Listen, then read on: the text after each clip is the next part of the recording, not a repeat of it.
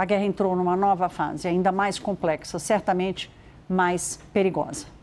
O elemento novo, além dessa retomada dos ataques, é o bloqueio que está sendo imposto pelos Houthis aos portos e navios da Arábia Saudita que transitam pelo Mar Vermelho. Os Houthis são um grupo terrorista financiado pelo Irã que atuam no Iêmen. A CNN teve acesso a uma mensagem em que os Houthis alertaram os navios para que evitem essa rota ou serão alvos de ataques. Depois das ameaças, pelo menos 2 navios que transportavam petróleo saudita mudaram de rota. Os Houthis também alertaram as empresas de transporte marítimo que operam naquela região para que não carreguem ou descarreguem mercadorias em portos da Arábia Saudita. Esse bloqueio foi anunciado ontem e afeta a rota usada como alternativa para a exportação de petróleo saudita depois do fechamento do Estreito de Hormuz. Aliás, não afeta só o trânsito do petróleo saudita. Ali é uma região onde também há um grande trânsito de navios da Europa, por exemplo, que seguem para a Ásia. A Arábia Saudita condenou o bloqueio e afirma que vai agir para proteger os seus interesses no mar. E lá nos Estados Unidos, o presidente Donald Trump minimizou esse bloqueio dos Houthis e continua insistindo em ampliar o escopo dos ataques que quer fazer contra o Irã. Agora, Donald Trump diz que quer atingir a chamada montanha Pickaxe, que ou seria uma das grandes reservas ali, um lugar totalmente secreto do Irã, ali sim onde haveria atividades nucleares. Vamos começar essa edição com Mariana Janjacmo, que já está em tela e traz as últimas posições do presidente Donald Trump. Mariana, bem-vinda à Hora H. Oi, Thaís, muito obrigada. Thaís, Donald Trump, então, hoje tentou minimizar essas ameaças que os Houthis vêm fazendo e que vem, claro, preocupando o mercado global, porque, como você bem disse, já tem sim um impacto no transporte ali de petróleo, também no tráfego de navios em geral, que vem acontecendo por essa rota no Mar Vermelho, uma rota que se tornou importantíssima como alternativa frente às instabilidades no Estreito de Hormuz. Então, é fato que os impactos dessas ameaças já estão acontecendo, mas Donald Trump tenta projetar uma imagem de estabilidade e de controle sobre esse tema. Ele hoje aqui na Casa Branca disse que se de fato os Houthis impuserem algum tipo de bloqueio ou causarem algum tipo de problema nessa rota, então os Estados Unidos vão resolver. E aí foi questionado, vão resolver como? E não respondeu exatamente como é que iria resolver. Agora, Donald Trump fez uma ameaça também, ameaça a essa montanha que você citou, Thaís, a montanha de Pickaxe, que é uma montanha que fica na região central do Irã.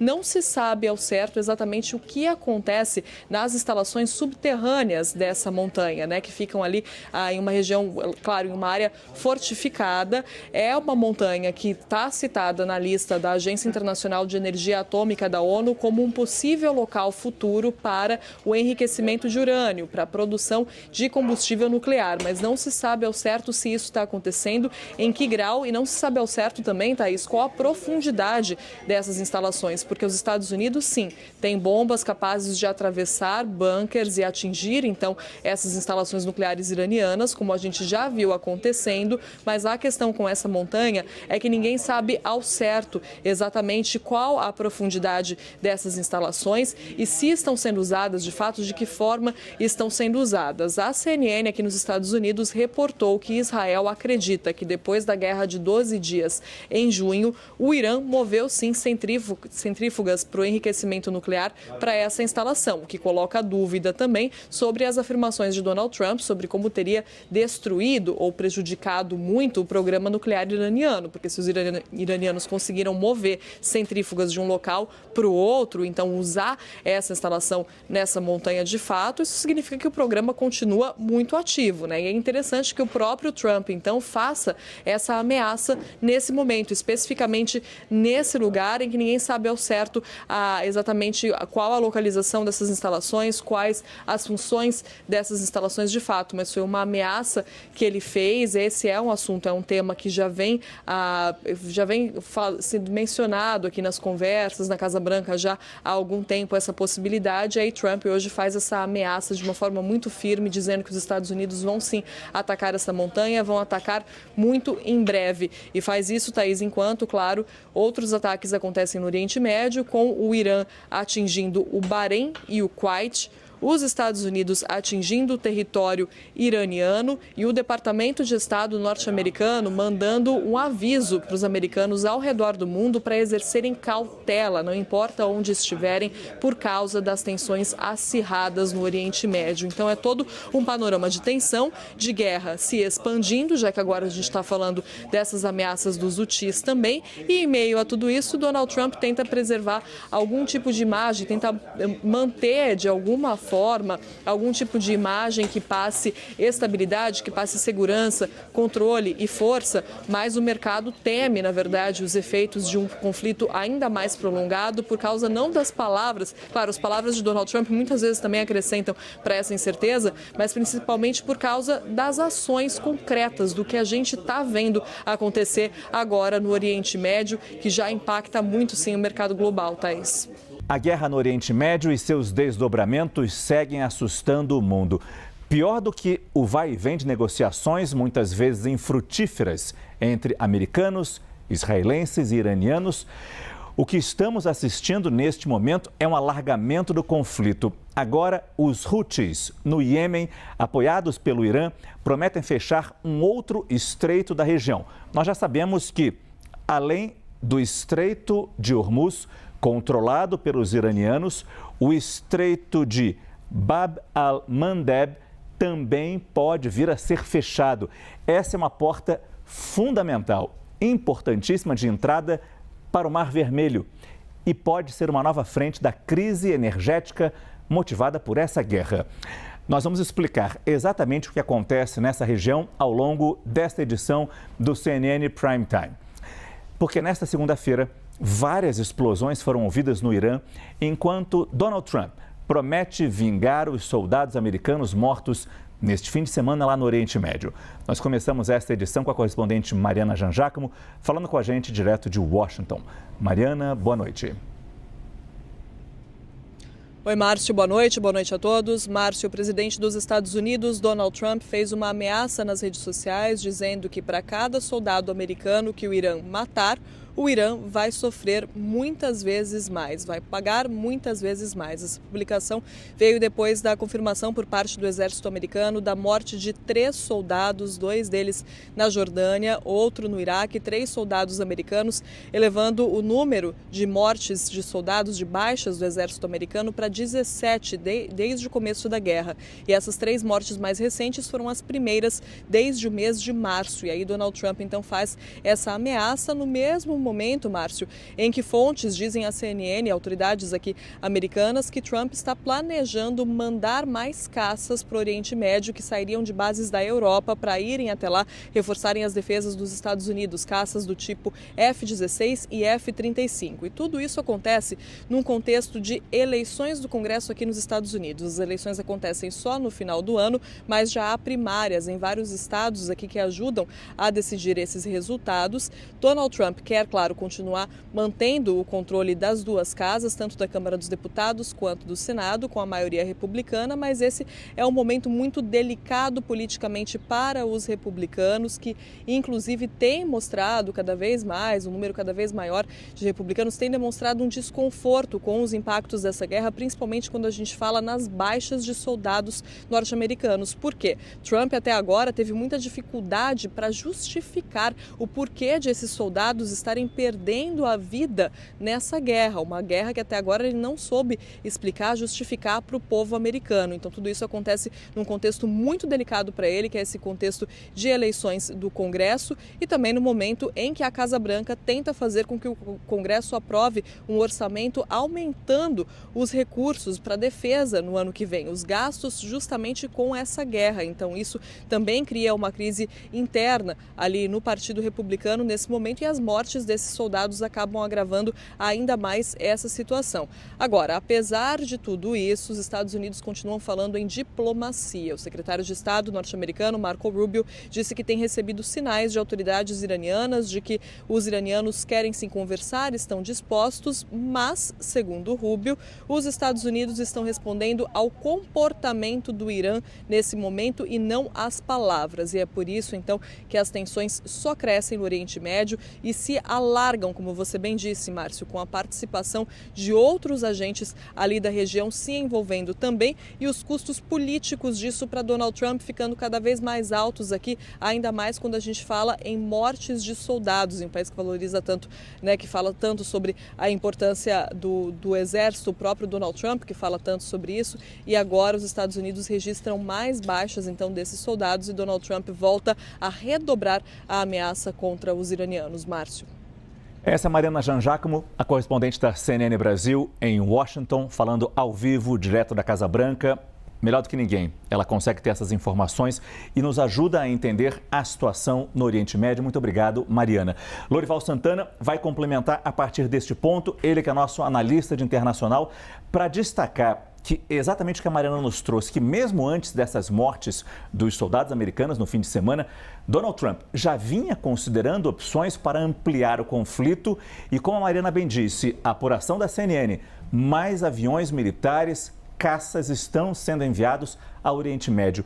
O que a gente pode esperar nessa movimentação, Lorival? Boa noite. Boa noite. Os Estados Unidos previam uma guerra breve, fácil, e por isso não deslocaram meios suficientes para realmente conseguir fazer uma guerra mais longa. Então, neste momento, estão sendo deslocados caças F-16 de bases do Reino Unido, que abrigam essas bases, esses caças americanos, e caças F-35 de uma base, aliás, ao contrário, caças F-16 da base alemã e caças F-35 da base britânica.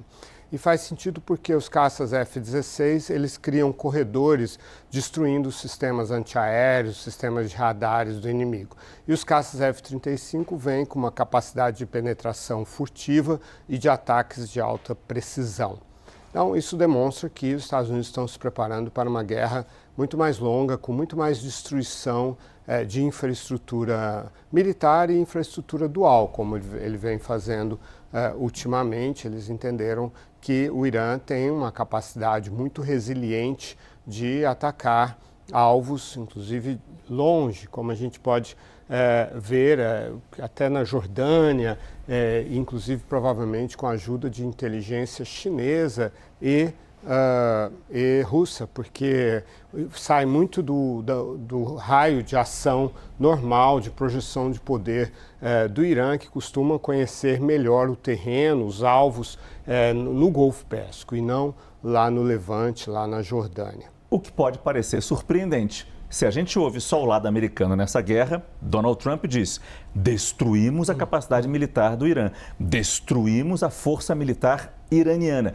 E ele sempre destaca principalmente os navios de guerra.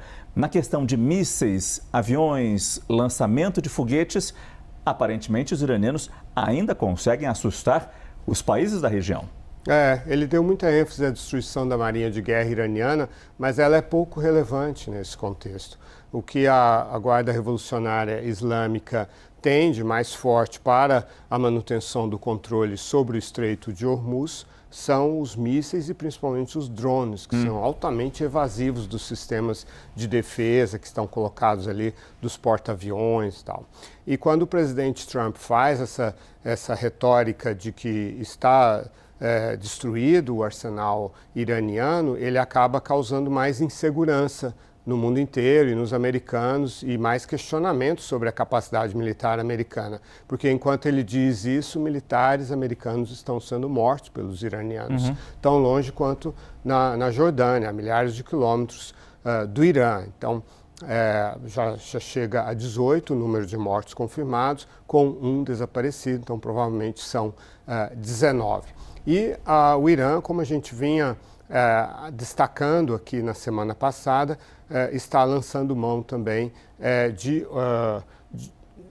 Da mesma forma como os Estados Unidos começaram a destruir usinas de dessalinização no Irã, o que é um crime de guerra, porque isso é um alvo absolutamente civil, o Irã também está atacando usinas de dessalinização no Kuwait e aí a guerra tende a ganhar contornos muito mais sombrios, né, com os civis sofrendo mais. Fora os gastos militares, cada avião desse, cada bomba lançada pelos americanos chega na casa de milhões, talvez bi de dólares, quando os drones iranianos são muito mais baratos, muito mais simples, mas com um efeito, pelo menos psicológico, dessa guerra muito importante. Exatamente. A extensão dessa guerra interessa ao Irã porque ele tem mais tolerância à dor, né? E aí a gente vê também algo que a gente vinha assinalando aqui, um outro passo que o Irã pretende dar, estratégico, que é usar os Houthis no Iêmen, né? Foi a Arábia Saudita quem iniciou isso ao atacar um avião iraniano que aterrissava em Sanaa, capital do Iêmen. O Iêmen revidou e aí sofreu pressão do Irã para entrar na guerra. Aproveitando essa toada de assuntos internacionais, né, que a gente falou sobre queimada na França, nevasca na Argentina, Nicolás Maduro, Venezuela, Cristina Kirchner e a defesa internacional, vamos expandir agora, indo em direção ao continente asiático, Oriente Médio. O exército do Irã disparou 6 mísseis contra alvos dos Estados Unidos que ficam na Jordânia. As Forças Armadas jordanianas informaram ter interceptado e abatido 4 projéteis. Estão vendo aí algumas imagens? É o que a gente recebeu nas últimas horas, justamente do conflito. E lá ao fundo, vocês estão vendo alguma fumaça? Um efeito de um ataque. E essa gritaria é muito tocante, isso é muito triste, né? Vozes de crianças, isso é muito triste. Os outros dois projéteis caíram em áreas remotas e que não são habitadas. De acordo com o exército, ninguém ficou ferido, ninguém morreu e também, de acordo com o exército, não ocorreram danos estruturais, tá? Danos materiais, aliás, melhor dizendo, danos materiais. Nos últimos dias, Teherã, ou seja, Irã, intensificou os ataques contra Jordânia, Kuwait e Bahrein. Os países abrigam bases dos Estados Unidos. Agora, na outra frente da guerra, autoridades iranianas afirmaram que a ofensiva americana atingiu cidades no oeste e ao sul do país. Sistemas de defesa aérea foram acionados. Na capital, Teherã, explosões também foram relatadas, também foram ouvidas nas últimas horas, e aí mais para perto do Estreito de Hormuz, certo? Então nós temos aqui o registro, a gente já tinha no Bahrein, já tinha no Kuwait, e agora nós avançamos para mais um país, que é a Jordânia, tá? Aparecendo aqui no mapa para vocês. Cadê? Peraí que eu me perdi aqui rapidinho. Opa, deixa eu ajeitar o mapa. Aqui mais para cima, pronto. Aqui no Bahrein, no Kuwait e também Jordânia, que faz fronteira aqui com a Arábia Saudita e com Israel, nesta parte. Terceiro território que a gente compartilha com vocês de aliados dos Estados Unidos somente nesta semana. Por causa dessas tensões no Oriente Médio, por causa de tudo que está ocorrendo, Estreito de Hormuz, ali mais para baixo no Iêmen também, que a gente compartilhou com vocês sobre os Houthis. O efeito disso tudo é que o Itamaraty, o nosso Ministério das Relações Exteriores, emitiu um alerta e desaconselhou viagens, ainda mostrando aqui para vocês no mapa, para países como Israel. Brasil, então, desaconselhando, não vá, se puder, para Israel, não vá, caso possa, para o Catar e também não vá para os Emirados Árabes. Vamos com o Pedro Moreira para ele explicar isso para a gente? Ô Pedro, a gente está há um tempo acompanhando a guerra, mas por qual motivo neste momento agora o Itamaraty faz esses conselhos? Oi, Elisa, mais uma vez bom dia para quem nos acompanha e para você. Por causa dessa nova escalada, né, no conflito, você mostrou aí esses ataques à Jordânia, um país que é considerado ali na região um oásis de paz, né? Porque é um país que não tem guerra com o outro, geralmente não é alvo de ataques e inclusive é destino de muitos brasileiros que vão fazer turismo, geralmente fazem uma casadinha, né? Israel e Jordânia, mas no momento esses países todos da região estão sendo alvo desses ataques do Irã, ataques retaliatórios, né, como resposta aos ataques dos Estados Unidos. O Itamaraty divulgou 2 listas de países, uma para os quais não é recomendada a viagem em hipótese alguma e uma outra mais extensa, dizendo que para se evitar viagens que não sejam essenciais. Elisa, eu adoro um mapa também, assim como eu sei que você gosta de explorar os mapas aí no estúdio. A gente pediu a nossa arte para preparar um mapa também para mostrar quais são esses países. Então, o Itamaraty recomenda que não se viajem para o Irã, que é o país alvo dos ataques dos Estados Unidos, Israel, o Líbano na parte sul do país, a Palestina no território da faixa de Gaza e o Iêmen. Já os países para os quais não se recomenda viajar, a não seja que seja essencial, são a Palestina na parte da Cisjordânia, Síria, Iraque, o restante do Líbano, Jordânia, Catar, Kuwait, Emirados Árabes Unidos, Bahrein e Arábia Saudita. Mas com uma observação, muitos desses países são aqueles chamados hubs do sistema aéreo, né, das linhas aéreas comerciais, como Emirados Árabes Unidos e Catar. Nesse caso, se for apenas para uma escala ou conexão, o Itamaraty diz que, por enquanto, não há uma recomendação que você não faça essa viagem. Pode continuar usando essas rotas a princípio, porque vamos lembrar, quando esse conflito mais recente entre Estados Unidos, Israel e Irã começou, muitos brasileiros ficaram presos, inclusive nos Emirados Árabes Unidos e no Catar, por causa de cancelamento de voos quando o espaço aéreo desses países chegou a ser fechado. Mas, por enquanto, então, escalas e conexões nesses países, o Itamaraty não vê problemas. O Itamaraty também divulgou uma série de outras dicas, Elisa. A principal delas é conferir no site do Ministério as páginas locais das embaixadas, dos consulados na região, porque essas páginas estão divulgando informações, né, em tempo real, orientações para os brasileiros e também contatos em caso de emergência, por exemplo, o contato do plantão consular, mas o Itamaraty lembra que esse telefone do plantão consular é só para casos emergenciais. Por exemplo, se um brasileiro tiver um voo cancelado, aí não adianta procurar o Itamaraty, tem que procurar a companhia aérea. E uma outra dica importante também é não viajar para essa região se o passaporte não tiver pelo menos ainda mais 6 meses de validade, que é um pré-requisito da maioria das companhias aéreas. Então, caso haja um atraso na sua viagem, para você não ficar preso por causa de documentação. Então, se já estiver na região, procura um consulado para renovar. Se não, né, renove o passaporte antes de embarcar. Elisa. Pedro Moreira, trazendo para a gente, então, essa lista, né, exposta pelo Ministério das Relações Exteriores. Muito obrigada, Pedro. Até vou corrigir aqui, eu cometi um ato falho, sem querer querendo. Eu não posso perder a amizade dos meus professores de geografia.